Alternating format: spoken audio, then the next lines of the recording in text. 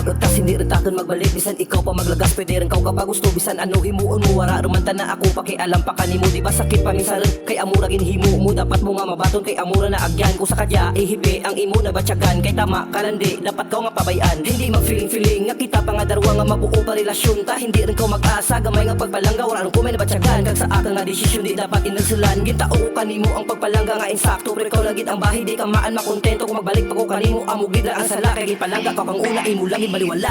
Sino ka gibe para aking balikan? Sino ka gibe para aking ibiyan? Sino ka gibe para akin pa balikan?